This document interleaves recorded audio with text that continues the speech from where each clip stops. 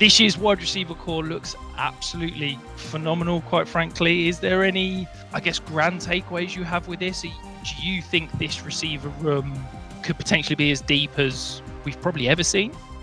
Yeah, I mean, it's not only just deep, but we're finally back to big wide receivers. I feel like we've been projecting like these 5'8" to 5'10" guys and trying to figure out who's going to fit where.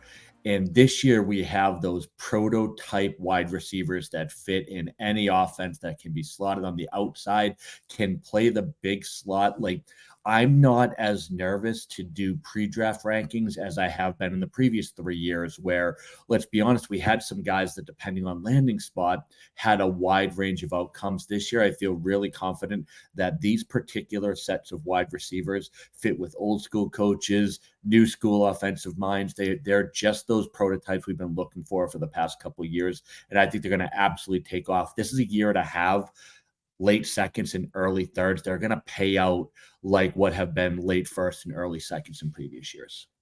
No, I absolutely love that. We're going to start at the top, though. Now, it feels like we get to this point in draft, and there seems to be always one prospect every year that is overhyped and everybody's focusing all their attention on. This year, it is absolutely Marvin Harrison Jr. We're looking at 6'4", 205, out of Ohio State. Obviously, got those NFL bloodlines, had a phenomenal last 2 years. Do you think the hype is warranted, or do you think that perhaps we're putting the hype for the course and maybe overhyping him a little bit? No, the hype's warranted for Marvin Harrison. I mean, we can talk about so many different things about his athletic ability or however you want to talk about it, but what this man has is otherworldly body control. I don't know that we've seen somebody with this type of body control in years. So not only does he have amazing route running, not only is he polished, not only is he ready for the NFL, I mean, he just has everything you're looking for from a player. But then on top of that, if he doesn't happen to get open all the way, have that separation we've seen from him in a lot of plays, or the throw is a little behind him, a lot of back shoulder throws, whatever it might be, that's where he shines. No more than if you look at when he took his inside foot against Indiana and tapped down on what has to be arguably the greatest college catch I've ever seen in my life. I mean, what this guy can do with bad throws, which there were a fair amount of them coming out of the Ohio State quarterbacks, is amazing. So what you get from Marvin Harrison is not only the route running, not only the separation, not only the leverage, not only the prototypical size, but then a man 6'4" that can contort his body in the way that he does. He is going to be unstoppable at the NFL level. He's the guy we've been hoping to have come out for years now, and a person that realistically, he is already for me in that God tier of dynasty wide receivers with Chase, Jefferson, and Lamb. That's how confident I am that Marvin Harrison explodes regardless of where he lands. Yeah, I think for me, I don't watch a huge amount of college football. I dive in once we get to January of the draft, and I watch as much as I can of all of these prospects. Whenever there's a player that gets hyped, the kind of, I guess, contrarian in me is always sort of looking to go, okay, Marvin Harrison's supposed to be the next coming. Let's plug on the tape, and maybe people are just overhyping him. I don't think they are. I think prototypical size. I think he is a phenomenal route technician. Given there's not many 6'4" guys that can move the way he does. It is phenomenal.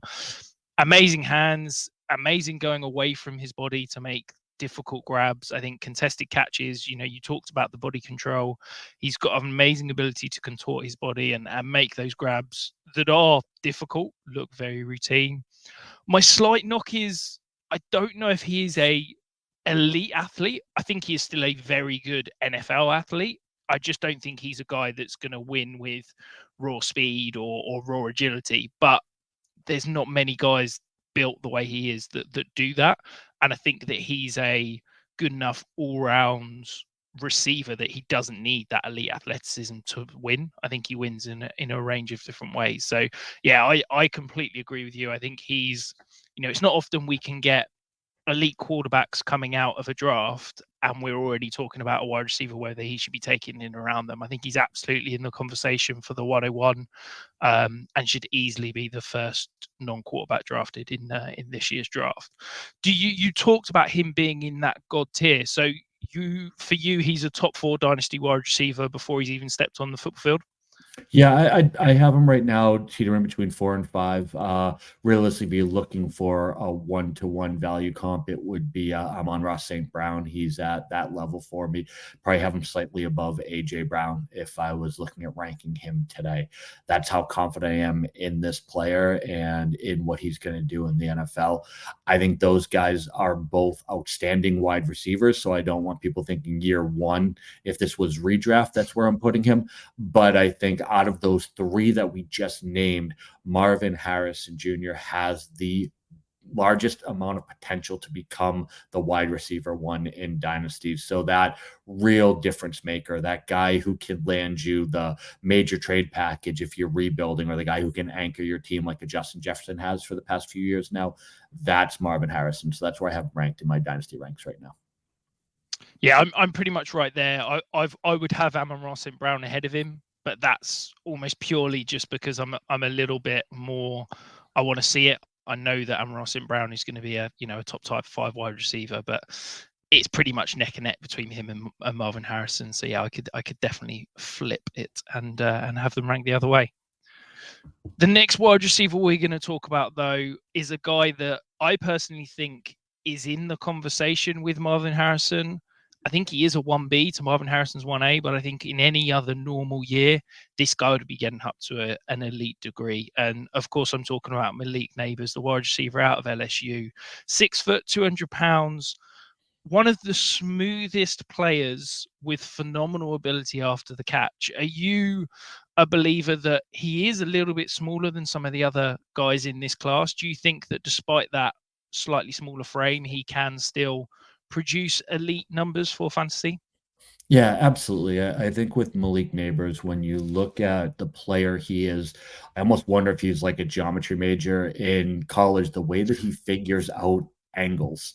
Like he creates leverage on every play. He is dictating what is going to happen on the play, not only during the route running, but also in the open field. So what you see from Nabers is a guy who's not almost similar, weirdly enough, and this is going to be an odd comp, but try to go with me for a second, almost similar to Lamar Jackson as a guy who never gets hit square. It seems like everyone's always talking about Lamar. Why doesn't he get injured? Because he never gets stood up and just pancaked.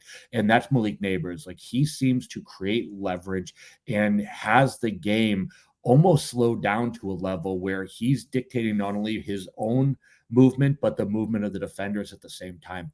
It's absolutely uncanny to watch what this guy does on a football field. So yeah, he's another guy who automatically slots into that top 10 dynasty leverage. And we're going to drop off considerably after Malik Nabers. I know there's going to be a lot of talk about the next guy, and we'll get to him in a moment, but there is no third option in this tier. There is Nabers and Harrison and nobody else. And honestly, even the people that I see having Nabers ahead of Harrison, I don't hate it. I just think Nabers is so close. I am not going to gamble quite as high on Nabers like we just talked about. He would be a tick below AJ Brown for me and in that next level of wide receivers, but still firmly in the top 10. This guy is every bit of the player that you want to see.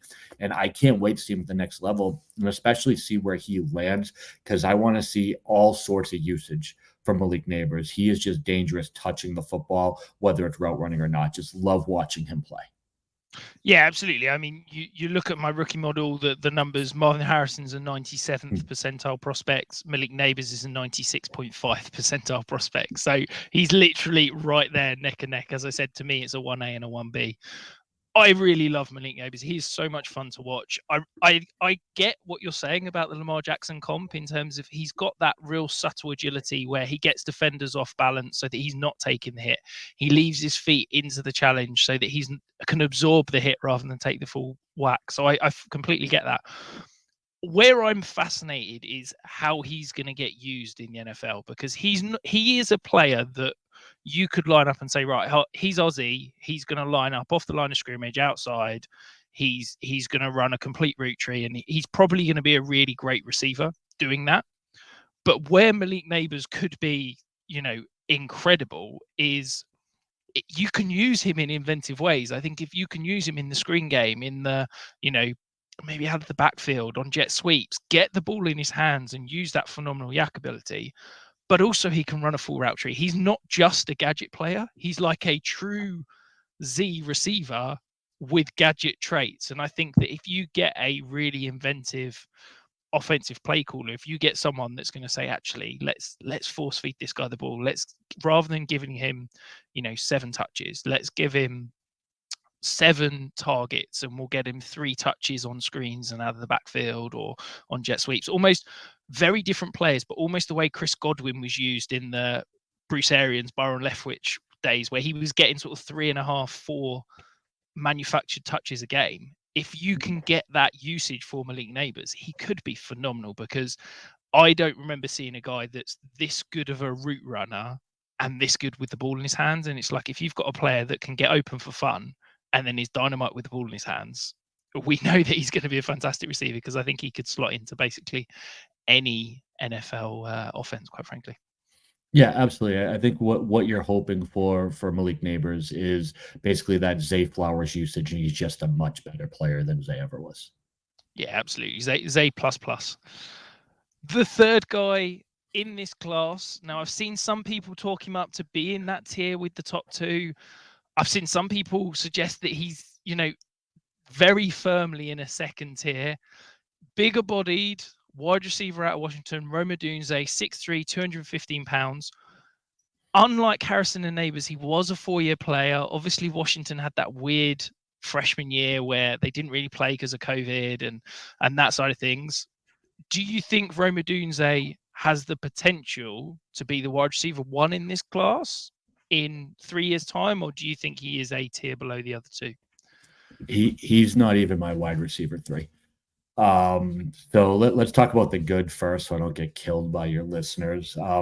He does get open. He is seemingly always open. If you take a look at him, he has an uncanny ability to find holes in zones. He can beat people in man. Like you said, he has that big body. Really solid route runner, tracks the ball well, very good hands. Now, where I get in trouble watching Odunze is he has a Mike Gesicki-esque ability to never break tackles. For someone his size, he goes down very easily. I told somebody earlier today, it's almost like he's making Tyler Lockett type business decisions on every play. So what I like about him is he said he does have that yak ability to create space. But what he's not doing, and where I see people trying to make those Terrell Owens or Mike Evans comps, he doesn't play tough like that. He doesn't play with that bulldozer type mentality. So while the body shows that he should, I don't see that from Rome. I don't see him stepping up. Now, I hope he does. And if he does, this is going to look silly. But for me, I actually have missed a wide receiver 4 because I just think he has limited potential in the NFL, where I don't think it's going to be as easy for him to get that open. I don't think he's going to see that much space. We talk about how the game kind of condenses in the NFL, and you have to work in smaller spaces, make those moves in phone booths and break tackles because guys are going to be on you. I didn't see that ability from him. A lot of his scores, a lot of his big plays were in space, where when he had room to maneuver, and the NFL really condenses that. So I'm a little worried about Odunze, and I think that the hype is getting too much, where I'm probably not going to have him rostered in very many leagues, to be honest. Yeah, I mean, I've toyed with him being my 3 and my 4. I've sort of gone back between him and a couple of other receivers that we'll probably get to later. There's a lot that I like. I get that he's a smooth route runner, and I keep hearing and keep reading about how he's an elite route runner at his size, and not many guys move how he does. And I don't really buy it. I don't see elite separation skills. I think he's a competent route runner, but he's a guy that almost needs to slightly be schemed open, can run good routes, can be a good player, but needs more around him than just purely win on one-on-ones. And I think that, the fact that he is a 4-year player, the fact that he didn't produce huge numbers straight out the bat does knock him slightly for me. I am always going to lean back on my numbers slightly, and he's a 55th percentile receiving yards per team pass attempt player. You compare that to Nabers, who's 90th percentile, Marvin Harrison, who's 85th percentile. Like, he is just a knock below those guys. I think that for me, he's very good, but not truly elite. I think my rookie model has him as a 90th percentile player, and I think that shows for me he's just a tier below those top two, and I don't really buy into this hype that he deserves to be in a tier amongst those two guys. Well, I'm happy because I thought we were going to have a big argument on this one, so that made it a little easier. No, that's beautiful. The next guy we're going to talk about now, I'm very intrigued because I feel like we could disagree quite greatly on this. Having done this for 3 years, I know that we potentially have types. Brian Thomas, big-bodied, 6'4", 205, fantastic top-end speed, fantastic tracking ability to win those contested catches downfield. Are you a fan, Mike, or have you got some concerns? No, I'm a fan. Brian Thomas is my number 3. There's a lot of things that I like about Brian Thomas. I mean, you talk about, obviously, the speed jumps out at 6'4", 205. Him running a 4.3, I believe 4.33, if I'm not mistaken. He's beating people over the top with relative ease. When you look at those 17 touchdowns, what were like 12 of them over 40 yards. It was crazy. Things that jump out on Brian Thomas's film. Number one, first and foremost, and don't get it twisted, is the number 2 quarterback in this draft throws such a beautiful deep ball, doesn't he? Jaden Daniels' deep ball is absolutely amazing. And Brian Thomas took advantage of that. But what I also saw from him is someone who does a good job utilizing his speed. He is not Jalen Hyatt. He has much more talent than Hyatt does, and has that, while not perfect route running, has that ability to get people off balance to allow him to use that speed. And also to do what he did while not even being the top player on his team, you have to wonder, without somebody overshadowing him like Nabers, how much more productive could he be? Now, granted, it's a 1-year thing with Thomas. I know that's going to be a concern of yours. You like people that come out of the gate and crushing it and doing what they do. But man, I mean, that is elite speed. That is unbelievable ability to get to where he has to get to, and an uncanny ability to track those kind of balloon balls that Daniels throws. Like, he put his body right where it has to be, shields the defender well, make sure he takes care of the space that he creates with his speed. So while he may not be that high volume PPR monster that you're looking for, that Deshaun Jackson type productivity, I really think fits with Brian Thomas. And it'd be frustrating at times, as we know, with those types of players. Like, you'll have some off weeks, but man, he's going to win you some games on his own. Yeah, I kind of thought we were going to disagree on Brian Thomas, and perhaps I'm not so surprised. I think that, look, what he does well, he is elite at. He is a phenomenal deep threat. He has got amazing speed. I think he can step in the NFL as one of the best kind of deep shot receivers. I think he can be Gabe Davis plus from week 1 in the NFL. The issue I have is that I don't know if he can run a complete route tree. I don't know if he has the short area quickness and the foot speed to win versus man coverage on any kind of underneath routes. I think he is a little bit of a long strider, which means that when he is trying to, make cuts in and out of breaks, he has to almost slow his feet, and it becomes a bit of a tell to corners. And I think that because of that, I do worry that he could end up being a one-trick pony. But the biggest concern for me is, yes, he did share an offense with Malik Nabers, but he never cleared 20% targets per route run. And I think that is a huge concern for me. I want a guy, if I'm going to spend probably a mid to late first round pick in a Superflex rookie draft, I want to know this is a guy that can command consistent volume. I don't know if Brian Thomas is going to be that. I think he could potentially be phenomenal in a sort of a best ball or dynasty best ball, because as you said, he's the kind of player that can have those Deshaun Jackson weeks where he takes, 4 targets, 3 catches, 120 yards and 2 touchdowns, like it completely blow up weeks. But he could also have weeks where it's 4 targets, 1 catch for 10 yards and no touchdowns, and he's kind of burnt you. So Brian Thomas, there's absolutely talent there. He's still going to be a top 5 wide receiver for me. And I think, as I said, he's going to step into the NFL with a clearly defined role.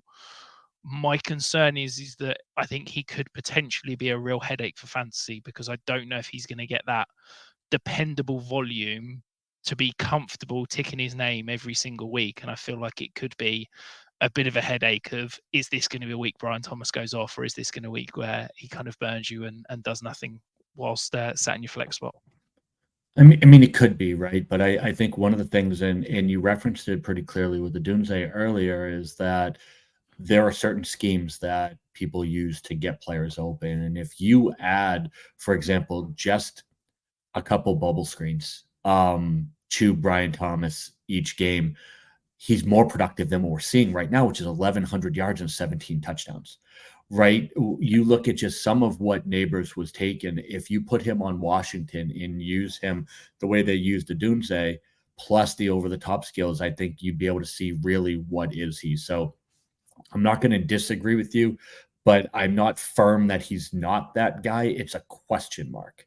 So if you're telling me that my floor is one of the top deep threats in the NFL, with a ceiling of, if he can add on some of those intermediate routes, or even just, like I said, those behind the line of scrimmage, get him in space with a couple blockers and let that speed pick up 15 yards on its own, that changes the entire outcome of what his potential ceiling is. So I'm maybe looking at it and projecting some optimism because of what he wasn't getting compared to the schemes that a lot of these other guys that we're talking about today did get, where they were the only person in that offense that had NFL level talent. That's where I'm giving Thomas a little bit of a pass and hoping that, and we'll see this from what he gets for draft capital. If he gets high draft capital, you have to think they're going to get him the ball in a multitude of different ways. And if they do, that world-class speed, whether it's on an end around or bubble screen, I think will show itself for an extra 20 to 30 yards a game that maybe we're not expecting right now. Yeah, absolutely. And I think it's probably a little bit of a flavor of how do you play fantasy. We've seen through history, there's these type of receivers that put up really good fantasy seasons, whether it be someone like Martavis Bryant or Deshaun Jackson or stuff like that. They finished the season as a top 24 wide receiver and stuff like that. It's just how they get you there, isn't it? Do you want a guy that's going to score you 10 points every week, but his ceiling is 15 points? Or do you want a guy that's going to average 10 points a week, but could be 5 or could be 25? And I guess for me, I'd rather the consistency, but I know certain people are going to chase that upside. And I think, as I said, there's definitely a world where Brian Thomas could be a superstar, and he's got that in his range of outcomes. I just need to see a little bit more before I guess I'm getting too excited and I'm on board. That's fair. We'll talk next year when the price is doubled and whether or not you got in time. We'll go from there. We're talking about another tall, deep threat wide receiver, Troy Franklin, out of Oregon. He's 6'3", very skinny at 187 pounds. A true, target monster, deep threat, did everything in this Oregon offense. But as I did say, he is incredibly skinny. Are they concerns that you've got moving forwards, Mike? Yeah, I mean, I'm happy that what was it on his pro day that he finally got up to that 185, 187 range. I think he came in the combine even lighter, if I'm not mistaken. I believe like 175, which is wild. And obviously that changes his 40 time as well. So he went into the combine looking for speed, but yeah, thin and fast and can get open. But as you mentioned in the slide here, he has to. And that's what scares me about Troy Franklin, is that if he's not a contested guy, a contested catch guy, the NFL has some problems here. So this is where he's a significant tier below Brian Thomas for me, in the sense that he's not elite and doesn't have the frame that Thomas has. He's a tick below, but plays a similar game. great route running, is quick, but what's his ceiling? I mean, when we talk about it in reality, he's not a wide receiver one on a good NFL offense, in my opinion. He's tracking towards a wide receiver two at best, and I think a hit or miss one. I love what he did in college, but obviously we've seen Oregon is a big pass offense. They put up numbers. He obviously took advantage of that, but yeah, this is a guy realistically for me that I'm going to shy a little bit away from, because when we look at, and I know we've been talking about these skinny guys, Tank Dell last year, Devonta Smith before that, Troy Franklin isn't in that class for me of route running. While he's good, Devonta Smith is one of the best we've ever seen in covering the series, like we talked about, we've done in the past 4 years. And Tank Dell is just a freak who then also got the luxury of landing with CJ Stroud, right? Like there was a lot that went well for Tank, who outstanding route runner, I think, in a different tier than Troy Franklin. So I like him. Don't love him. This is a guy I'm far more comfortable with in the second round, but I don't think I'm spending a first round on Troy Franklin. This is where I start looking at maybe the RB1 in this class if they land with, say, the Chargers or the Cowboys, for example. This is about that time where I'm saying, hey, maybe we want to look at that RB1. Obviously, after Nabers, that's where I'm starting to look at Brock Bowers. So we're starting to get to that point where it's not just wide receiver, wide receiver, wide receiver. And this is that drop-off point where I like Franklin, but I could see myself going for a year one running back that I think is going to cash in quickly, and then being able to trade him for someone like Franklin plus for the second year. Yeah, I think that whilst Franklin and Brian Thomas probably ran similar routes in college, I think they did it in different ways. Brian Thomas is a deep threat that can run past defenders, but can also catch the ball over defenders and win at the catch point. Troy Franklin is a guy that needed to be open in order to kind of bring the ball in. And you see that as a slight negative. I guess I probably see that as a slight positive, because I think he is a better route runner than Brian Thomas. I think he can run a more diverse route tree. I don't think we're going to see him run a huge amount of, we're going to see him running slants. We're not going to see him running really complex routes. But I think if we can have him on shallow crosses, if you can have him on digs, posts, 9 routes, I think he's the kind of guy that has got the speed and the ability and the quickness to get away from defenders. Now, where I think Brian Thomas can walk into 32 teams in the NFL and have a role immediately, I don't think that's the case with Troy Franklin, because I think that he is going to be a little bit more scheme specific, because not every team will have the offense that has a role for a Troy Franklin. However, I think that the ceiling for Troy Franklin is a little bit higher, because I think he's got that more diverse route tree. I think he can command a higher target share, and I think he can do a little bit more than just be that one-trick pony who goes deep. So, yeah, I've got real concerns about Troy Franklin. He's in the same tier with me, with Brian Thomas, with Rome Odunze, and a guy that we're not going to talk about today. But I think that there's a little bit more I want to see, and it will depend more on where he lands as to whether he could potentially be my wide receiver 4, or he could end up being my wide receiver 6 based on that landing spot, which is not something I typically say with wide receivers, because normally I'm the person that says landing spot doesn't matter.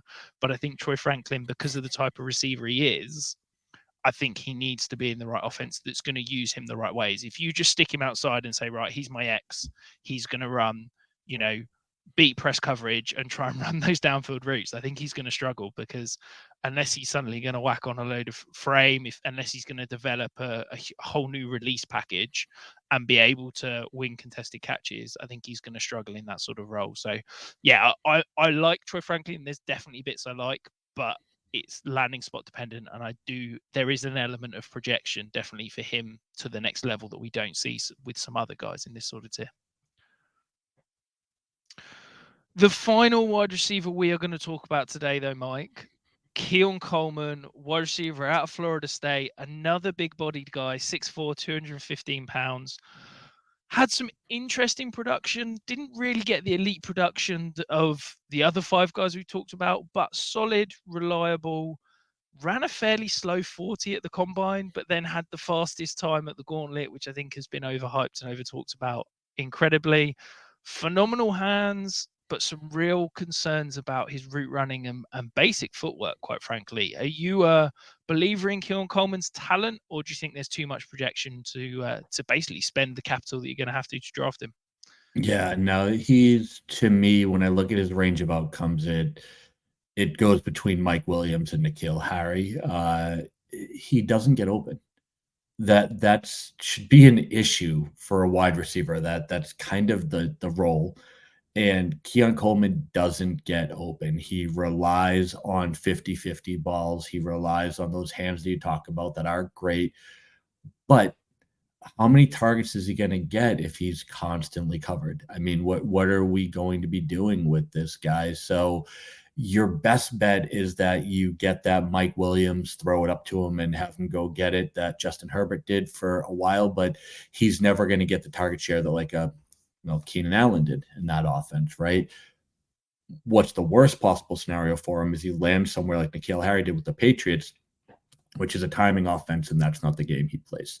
And he gets no targets and gets buried. So there's a real possibility that Keon Coleman, to me, falls off the face of the earth and just doesn't get it done. And I don't think that's any fault of his own. There's freak athleticism here. Like you see him doing things like hurdling players and stuff that's just wild.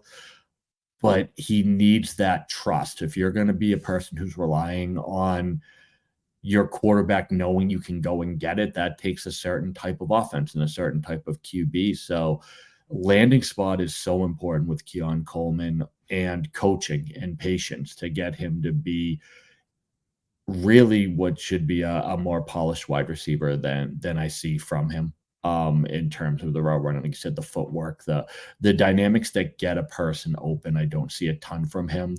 He runs the route that is outlined at the speed he runs it in, and then hopes the quarterback just puts the ball on him so we can go get it. Cornerbacks don't look fooled. They don't look off balance. They look like they're just tracking, and then all 6'4", 215 of them goes and gets the ball. But he's not spinning people around. He's not torching anybody that I've seen on any of the plays that I've watched from him. Yeah, absolutely. I think that he's a really good athlete, and I think he understands what he's supposed to do, but he has no plan of how he's going to get there. I think he doesn't set up defenders. I don't see him very often stemming or stacking defenders. I see far too often him having really poor fundamental footwork where he's trying to cut off the wrong foot and therefore he's having to take an extra step, which, yeah, he's a good athlete. He's quick, but because he's taking extra steps, it gives the defenders time to adjust and they close quickly. And that's why he's having to make contested catches. That's why we're having to see him make these highlight grabs and utilize these fantastic hands, which he does have phenomenal hands.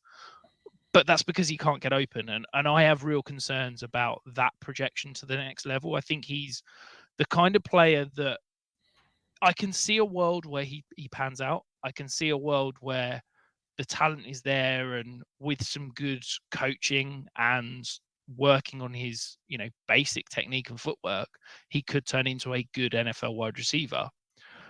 But I'm quite happy that that projection, that kind of training and transition happening on somebody else's dynasty roster. Quite frankly, at the price where he's going, there are, I would rather Troy Franklin, I would rather Brian Thomas, I would rather Xavier Worthy, or indeed the RB1 or somebody like that. Those are the kind of guys that I'm looking at rather than Keon Coleman, because he's the exact kind of guy that, for me, I don't particularly like, because I think he's big-bodied wide receiver that we're projecting. He isn't a good route runner, and he doesn't have the fundamental production through college to back up the price that we're having to pay. So, yeah, I can see why somebody would like him, but for me, I just don't like him. I think there's too many negatives and too much projection for the cost. Quite frankly, you've got to go and pay there. Yeah, absolutely. And I think he's one of the guys that I'm gonna watch closely. I don't see him popping year one. I just don't see a scenario where that happens.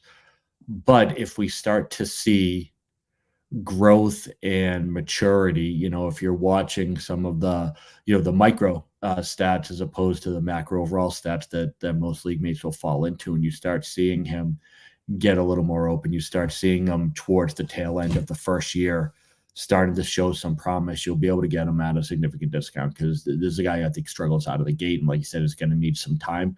But if I start seeing someone unlock his freakish athleticism, I'd be buying back in. I don't see the patience of NFL coaches being there for the work that he'll need. But I hope he does. I hope this is one of those stories that we love, that kid puts in the work and reaches his absolute ceiling. But from what I see right now, yeah, it's Mike Williams at best, and I'm good with other people having players like that. Yeah, I couldn't agree more. Well, before we go on to hear about Mike's rankings, how he views them, if you are here, make sure you're hitting that subscribe button. You made it half an hour into the show. Hit the subscribe. We've got plenty more wide receivers, running backs, and tight end positional previews to come. So, Mike, we come to the point that everybody wants to hear. How do you kind of tier these elite wide receivers? How do you view the wide receiver breakdown in this kind of pre-draft process? Yeah, so like I said, we have the real elite tier. That is Harrison and Nabers both. I just don't see them being far enough apart that I'm going to create a single tier for Harrison. So when we take a look at it, and I think people always like to hear logistics of it, I have the 102 in a one quarterback league, and I wouldn't give up much more than a late second to move up. And the only reason I would do that is because of the name recognition of Marvin Harrison. Realistically, if you're looking at talent alone, only about a third separates these two. That's how close they are. So that's your tier number one. Tier number two is going to start with Brian Thomas, like I talked about. We are going to have Odunze at the bottom of that tier. We're going to cut right there. And like you said, when you look at the Troy Franklin tier, I actually have a couple other wide receivers that we didn't discuss before we get to Keon Coleman. I mean, that's really where we're at. We gave you during the show some of the players outside of wide receivers that would slot in, with Brock Bowers coming in above Odunze for me and above Brian Thomas slightly, and then getting into that after Odunze, looking at the running back one, whether that be Trey Benson or if Blake Corum lands with the Chargers, possibly he jumps in there, but I do think it will be Benson. That's where we start breaking these guys down. But there's a clear top tier here. These top two are so far ahead of the pack. I think people are just getting a little fatigued about talking to them. So they're trying to find a third, and there's just not. Yeah, I completely agree. I pretty much have it very similar to you. So Harrison and Nabers are the elite two, and I think they are neck and neck. And there's a big drop to the next tier. In the next tier, I've got four players. So I've got Odunze. I've got another wide receiver as my wide receiver 4 that I won't reveal now, but stick around for next week's wide receiver positional preview, and we'll cover him a little bit more. And then I've got Troy Franklin and Brian Thomas. And then in that sort of third tier is Keon Coleman, along with the rest of the guys that we'll be talking about next week. But if you are here, Mike, if people are watching, remind them where can they find you? Where can they find your work? Easy enough. You can find me at Daddy's Home FF on the Twitter or the X Machine, whatever you call it now. You can find all my off-season content at Dynasty League Football. We just did Monday mocks. We also coming out with some strategy articles. And then during the season, you can find me at JWB Football, where you will get my weekly dumpster dives. That is players outside of the top 20 who will finish inside of the top 12. So your weekly winners that no one sees coming. Beautiful. Well, thank you ever so much, Mike. You do this every year, and it's always one of my favorite shows to do. If you haven't followed him, go and give him a follow, because he's a fantastic follow on Twitter. And that's it. As I said, we'll be back next week with some more wide receivers. We have also got tight ends, running backs, and of course that all-important sleeper show coming up. So hit the subscribe, stick it here, and we will help you win those rookie drafts.